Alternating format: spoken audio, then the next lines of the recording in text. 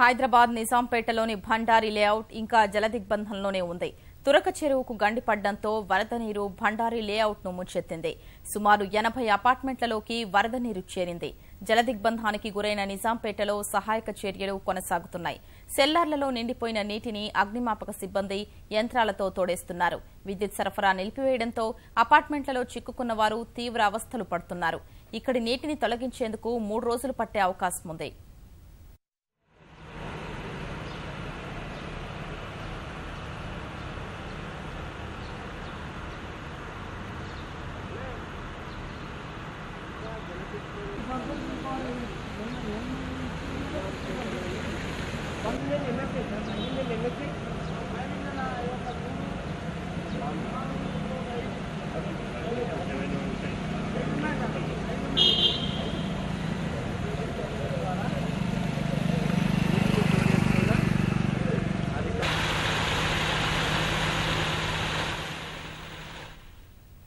Hyderabad నిజాంపేటలోని Bhandari layout ఇంకా జలదిగ్బంధంలోనే ఉంది. తురక చెరువుకు గండిపడటంతో వరద నీరు భండారి లేఅవుట్ ను ముంచెత్తింది. సుమారు 80 అపార్ట్మెంట్లలోకి వరద నీరు చేరింది. జలదిగ్బంధానికి గురైన నిజాంపేటలో సహాయక చర్యలు కొనసాగుతున్నాయి. సెల్లార్లలో నిండిపోయిన నీటిని అగ్నిమాపక సిబ్బంది యంత్రాలతో తోడేస్తున్నారు. విద్యుత్ సరఫరా నిలిపివేయడంతో అపార్ట్మెంట్లలో చిక్కుకున్న వారు తీవ్ర అవస్థలు పడుతున్నారు. ఇక్కడి నీటిని తొలగించేందుకు 3 రోజులు పట్టే అవకాశం ఉంది.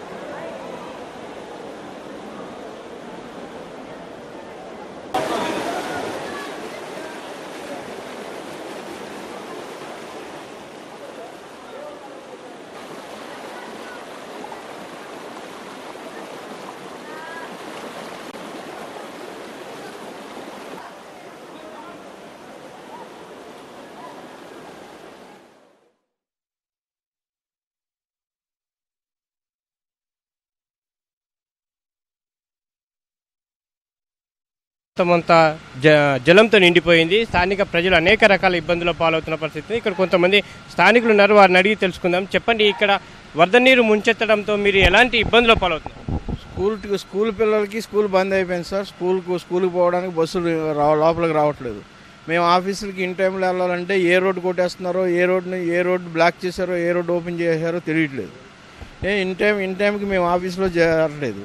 ఇప్పటి వరకు ఏ అపార్ట్మెంట్లో, ఇక్కడ 200 అపార్ట్మెంట్స్ ఉన్నాయి, ఏ అపార్ట్మెంట్లో కూడా పవర్ లేదు. ఎందుకంటే వాటర్ ఉన్నాయి కింద. ఇప్పుడు డీవాటరింగ్ కూడా ఈరోజు నిన్న నైట్ నుంచి ఇన్సిడెంట్ జరిగిన 24 అవర్స్ తర్వాత 36 అవర్స్ తర్వాత స్పందించారు తప్ప అంతకుముందు ఏమీ యాక్షన్ లేదు. అది కూడా ఒకటే ఉంది, ఒకటే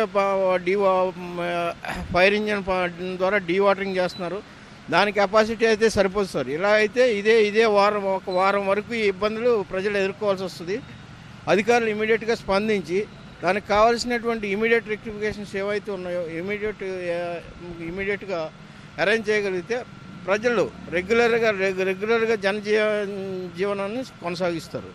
ఇప్పుడన్నీ కూడా ఇక్కడ అందరూ అబ్స్ట్రక్ట్ అయిపోయారు. ఇక్కడ ఆల్మోస్ట్ ఆల్ 50% పాజిబిలిటీ ఉన్నంత వరకు ఇక్కడ నుంచి వెకేట్ చేసి వెళ్ళిపోయారు. ప్లాట్లో ఎవరు కూడా 50% ప్లాట్లో లేరు. ఇక్కడ విద్యుత్ సరఫరా కూడా నిలిచిపోయింది. మొత్తంగా చూస్తే ఎక్కడ చూసినా నీరే కనిపిస్తుంది సెల్లార్లలో. మీకు పిల్లలకు కానీ ఇతరత్ర ఎలాంటి ఇబ్బందులు పాలవుతాయి? ఇక్కడ నిన్న నుంచి మొన్న నైట్ నుంచి ప్రతి సెల్లార్లో నీళ్లు, పిల్లలకి వాటర్, డ్రింకింగ్ వాటర్ లేదు, తినడానికి పాలు కానీ ఏమీ తెచ్చుకుందామన్నా పబ్లిక్ బయటికి వెళ్ళడానికి కూడా పొజిషన్ లేదు, బయటికి వెళ్ళడానికి ప్రొవిజన్ లేదు. ఎంత ఇబ్బంది పడుతున్నారంటే చాలా ఇబ్బంది. నీళ్లు 24 hours వస్తాయి. ఆ చెరువు దగ్గర ఏమి ప్రికాషన్స్ లేవు ఇప్పటిదాకా. ఆ చెరువు దగ్గర ఏమైనా గండి పడ్డది, దాన్ని ఏమైనా క్లోజ్ చేస్తే నీళ్ళు ఆగుతాయి. ఇప్పటిదాకా ఏమీ లేదు. దాని గురించి ఆలోచించి లాస్ట్ 2 days నుంచి పవర్ లేదండి, పవర్ లేదు. ప్లస్ మాకు కనీసం శానిటేషన్స్ కూడా లేవు. ఈవెన్ చిన్న పిల్లల్ని కూడా వాళ్ళు ఇట్లా ఎత్తుకొని వెళ్ళిపోతూ ఉంటే మాకే బాధ అనిపించింది. ఈచ్ బిల్డింగ్లో ఒక్కొక్కరు అందరు మిగతా వాళ్ళందరూ ఖాళీ చేశారు. ఓన్లీ ముగ్గురం నలుగురం ఉండి డే అండ్ నైట్ ఉంటేనే మాకు వాటర్ మేము బయట పంపించుకోవడానికి వీలైంది. ఈవెన్ ఎవరైనా అఫీషియల్స్, గవర్నమెంట్ అఫీషియల్స్ కానీ గవర్నమెంట్ నుంచి ఎవరైనా రెస్పాన్స్ కానీ ఎవరు రాలేదు ఇంత మట్టికి.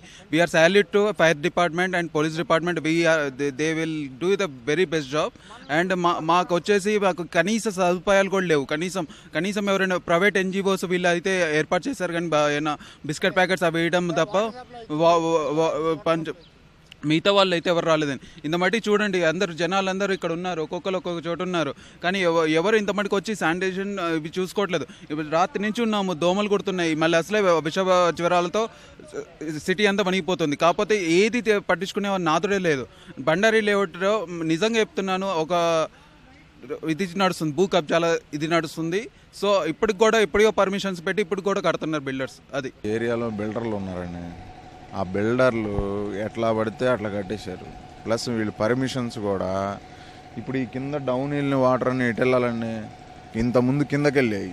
ఆ కిందకి వెళ్ళే ప్లేస్లో మొత్తం పర్మిషన్ ఇచ్చేసి అపార్ట్మెంట్లు కట్టారు. కట్టినందుకు ఏం కాదండి, కాకపోతే అక్కడ ప్రాపర్గా ఒక కాలువలాగా తీసి వాటర్ అంతా కిందకి వెళ్ళాడు డైవర్షన్ చేస్తే అసలు ఇక్కడ ఈరోజు ఇంత సఫర్ అయ్యేవాళ్ళం కాదండి. ఆ కిందకి వెళ్ళకపోవడం మూలంగా ఏమైంది, మొత్తం బ్యాక్ తంతుంది వాటర్. బ్యాక్ తన్నినప్పుడు ఆటోమేటిక్గా డ్రైనేజ్ వాటరు ప్లస్ ఈ చెరువు నుంచి వచ్చిన వాటర్ మొత్తం కూడా ఇక్కడ మొత్తం నిండిపోయినాయండి సెల్లార్లు. నిన్నటి నుంచి అయితే ఫైర్ ఇంజిన్ వాళ్ళు ఒక 3-4 వచ్చారండి. మిగతా వాళ్ళు ఎవరు లేక బయట ప్రైవేట్ నుంచి మోటార్లు తెచ్చుకొని చేసుకుంటున్నారండి. పోలీసు వ్యవస్థ బాగా పనిచేసిందండి. అది